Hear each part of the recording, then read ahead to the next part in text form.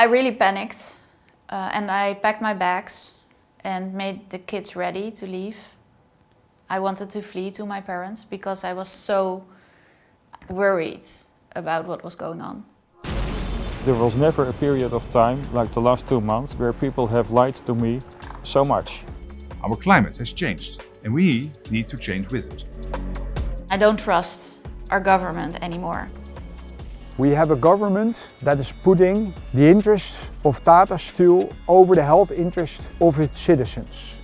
Het heeft niet zoveel zin dat ik nu hier in een persconferentie Tata aan ga pakken of Holland doet het niet goed, dat weet ik niet. En deuren gaan open en daar staat mijn buurvrouw in de lift. Ik heb longkanker. Haar buurman had longkanker. Zijn buurvrouw hartstilstand. De directeuren van Tata Steel noemen hun eigen bedrijf een ontembaar monster. The government of the Netherlands is lying about protecting us, but they're not. They're choosing the short-term interests of businesses. Wie ben ik als ouder om mijn kind hierop te laten groeien? En dat is soms heel heftig. I found out quickly that half of the lead in the whole of the Netherlands, in the air, is coming from this one factory. Tata Steel is God in the region. What Tata Steel says happens. Tata zich structureel schuldig maakt aan het loslaten van te veel vervuiling in het gebied waarvoor geen toestemming is. Possibilities to reduce the air pollution is there, but it's not about health, it's all about economics.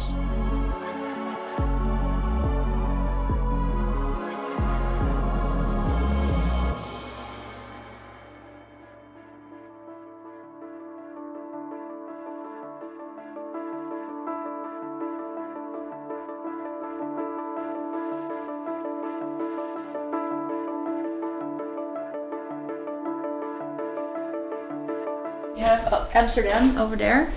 Then you see Beverwijk, and that's where we are right now. We have been living here since 2014. And then a couple of years later, then graphite rains started. At first it was like amazing. I had this little girl, and when we went outside, then the whole world was glittering. We had no clue about the risks of this dust. I wish I would have known then what I know now. When we moved to Eikenzee, I had no idea whatsoever of the environmental problems caused by the steel factory. I really went there and there was the beach, you had the nature reserve. Eikenzee, it's a bit different. And the reason why it's different because we were swallowed up by a big factory. The factory started in about 1918 and it grew around, it developed itself around the village. So the Hoogovens used to be like this really loyal and community-driven employer. And then it has been sold to Tata Steel like 10 years ago. I think that is where the drama started. In het begin, toen ik daar kwam te werken, toen stonk het verschrikkelijk voor mij. Het waren geuren waar ik niet aan gewend was. En bovendien, de fabriek was nog maar 2 jaar in bedrijf, maar het zag er toen al uit alsof hij 100 jaar oud was. Maar wat ik me nooit gerealiseerd had, is dat de stoffen die er waren, dat ze echt gevaarlijk zijn voor je gezondheid. Dat besef kwam pas veel later. Een wonder dat ik nog zo gezond ben met al die vieze stoffen die ik binnen heb gehad, dat is een wonder.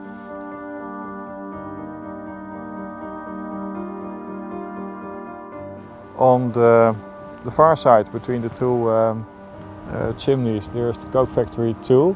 It produces lots of toxic stuff, especially when there are black clouds coming from the top of the coke oven. I started working on Tata 3 years ago, and this was in a period of time when there were lots of graphite rains. People were very concerned about their health. I found these old news articles about graphite dust. And then the facts came. It was full of heavy metals, but also carcinogenic stuff like benzene and PAX. Who is responsible for the health impact of these graphite rains? I started asking questions about it to the government, and there was never a period of time, like the last 2 months, where people have lied to me so much, on all levels.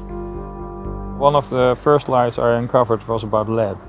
The government and the factory itself didn't want to answer my questions, and then I started to dig. I investigated it and I found out quickly that half of the lead in the whole of the Netherlands, in the air, is coming from this one factory. Everybody knows when you go outside, you clean everything. I was really flabbergasted as a doctor. What I'm doing here is try to take care of the health of people. On the other side, somebody is polluting the environment enormously. Growing up in the Wijk aan Zee area, I felt sometimes really like heavy air in my lungs around Tata Steel, and that made me really worrying about my health. So I wanted to know what was going on. I started to connect more with people that knew more about the pollution here. I got to know the Surfrider Foundation by beach cleanup, but they also do a lot of different activities around marine conservation. Surfrider Foundation Europe was started 30 years ago by a group of surfers who wanted to preserve their playground. What we want to do is protect the rights of surfers and water bathers from ocean pollution. The Surfrider Foundation became aware of Tata Steel's pollution over several complaints from surfers themselves, having questions over the water quality and what the health impacts were. We worked with the local organizations to address these concerns by taking water samples here at Wijk aan Zee and in the Eimond. We found high concentrations of heavy metals in this area, and surfers are becoming concerned over the negative impacts of this pollution on their health.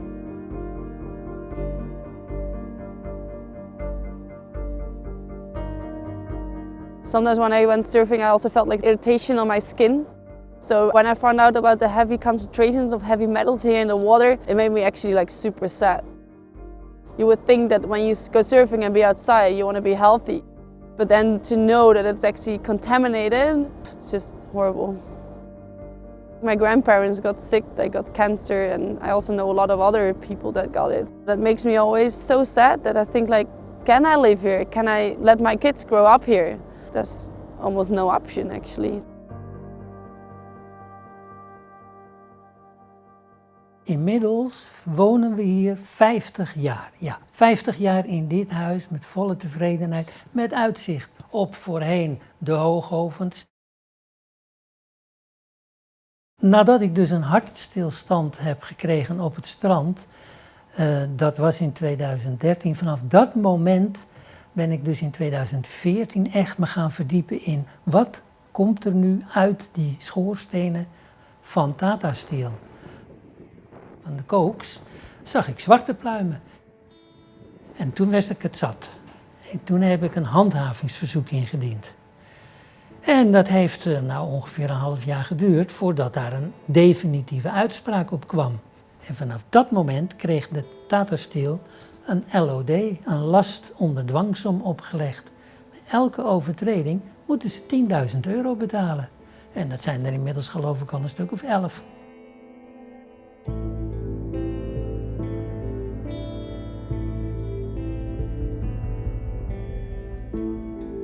In de dorpsraad zijn we bezig met gezondheid en dat betekent dus dat we kijken naar de vergunningen. Zijn er vergunningen en wat kunnen we die aanscherpen? En waar we hier vooral tegenaan lopen is dat er in 2007 een hele grote revisievergunning is geweest en die vergunning is heel ruim. Dus die geeft Tata Steel heel veel mogelijkheden om te vervuilen, zoals wij dat noemen. En geeft de overheid heel weinig handvaten om dat goed te handhaven en te monitoren. Je zou toch denken, we nemen geen risico met de gezondheid. En dat gebeurt wel. En waarom? Ja, voor geld. In de eerste plaats hebben we als bedrijf altijd erg gericht op wat ons vergund is. De politiek is gewoon niet streng genoeg voor u geweest. Dat is eigenlijk de conclusie van vandaag. Want u voldoet dus, zegt u.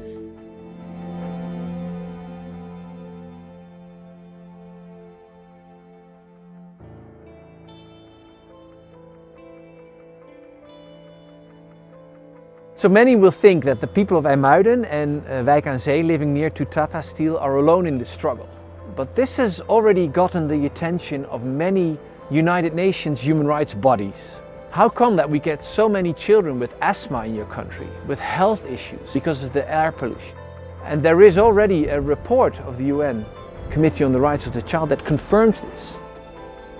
Tata Steel needs to clean up today.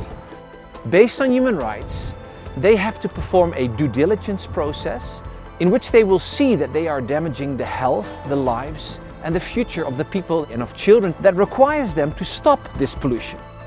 And the European Court of Human Rights has also been very clear for the government of the Netherlands. It says when there's a dangerous activity, it requires the state to act. So governments of the Netherlands and all over Europe are telling the story that they care about the people. In fact, that is a practical lie, because in practice they don't. In practice they are interested in short-term economic revenues. The European Union has founded a system to tax pollution, and they do this by so-called carbon certificates. Total number of certificates the Dutch government has granted to Tata Steel, that is in excess of 10 billion euros. This money is not even used to properly maintain the factory.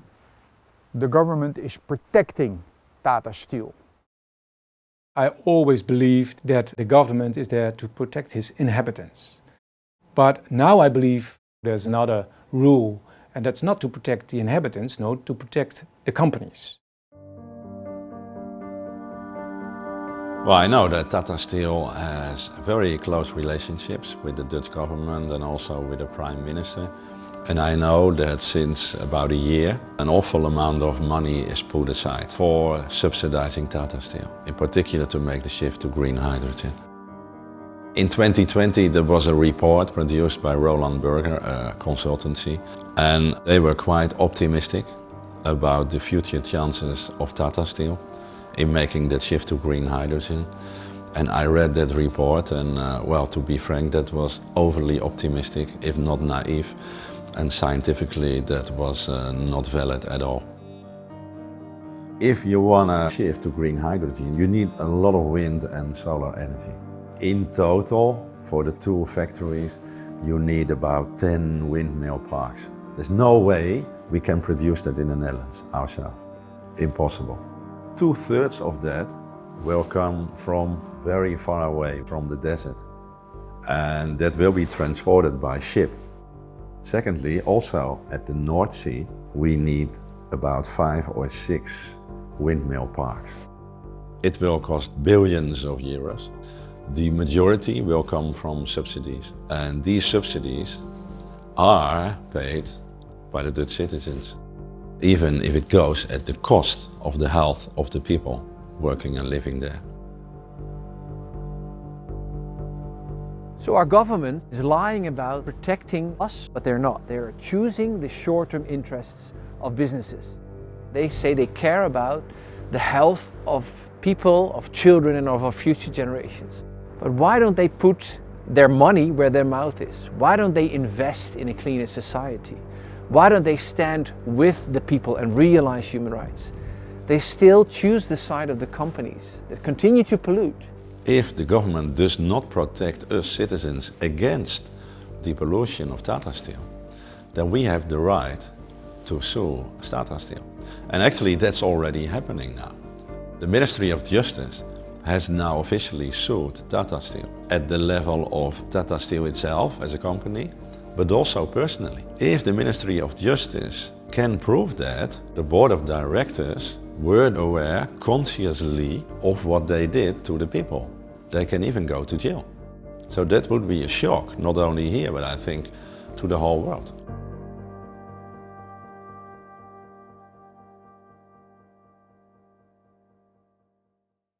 One day I was working upstairs together with my husband and I was having this huge headache. And then I went outside and then I heard this enormous noise outside coming from Tata Steel and this really chemical smell. And my kids were at the kindergarten, so I went there, got them, put their jackets on and filled some bags because I thought we have to leave, we have to go to my parents, I have to make sure that my kids are safe. Everybody, the whole village, was hearing this noise and having this smell. Someone was calling with Tata Steel and Tata Steel said, well, we don't know, there's no incident. And for me, it was like this really traumatic experience because before I knew living here is having this health risk on the longer term. But on that moment, I realized that it's also about safety and nobody is taking care of us. And I don't trust our government anymore. For me, that was the moment I really thought that somebody has to do something. So I decided to file a case. Ik ben betrokken geraakt in deze zaak doordat 3 mensen uit Wijk aan Zee mij benaderd hebben. En ze hebben gevraagd van kun jij uitzoeken voor ons of Tata Steel zich schuldig maakt aan het plegen van een misdrijf en of wij daar aangifte van zouden kunnen doen. En dat heb ik bestudeerd en ik ben tot de conclusie gekomen dat zij zeer structureel de regels overtreden. En dus ik was totaal niet op de hoogte van de ernst van de vervuiling. En ik was vooral niet op de hoogte van de schrikbarende cijfers die door onafhankelijke onderzoekers is verzameld over de gezondheid van de mensen in dat specifieke gebied.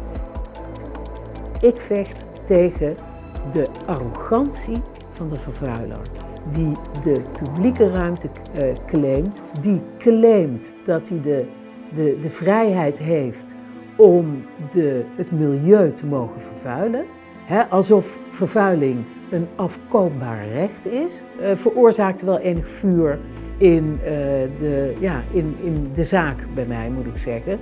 En dat is voor mij ook wel een trigger geweest om te denken, hier komen jullie niet mee weg. Überhaupt niet. So filing criminal charges says something how the Dutch government has failed. Mark Rutte has repeatedly said he wants to keep the basic steel industry in the Netherlands. Zou dat bedrijf hier door ons op hele korte termijn gedwongen worden daarmee te stoppen, dan gaan ze weg. En dan gaan ze vervuilend verder in een ander land. En dan ben je hier banen kwijt en de vervuiling blijft hetzelfde. Niet hier, maar in een ander land.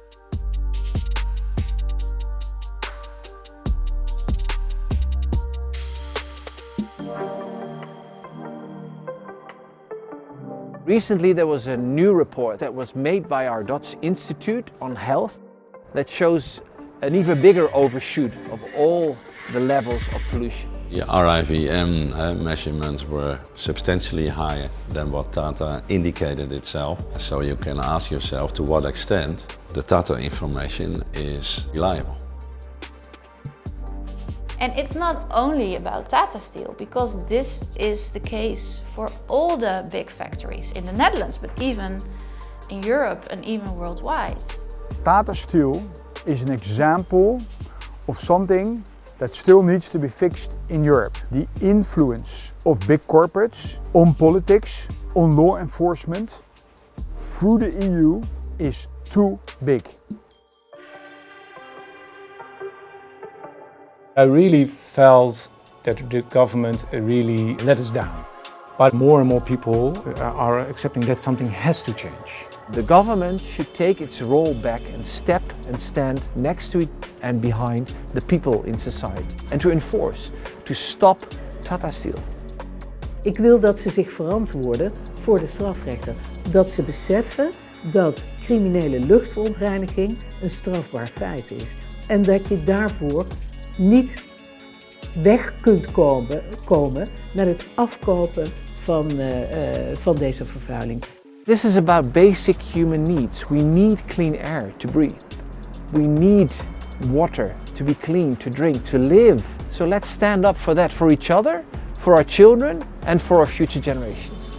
Don't underestimate the impact that ordinary people have.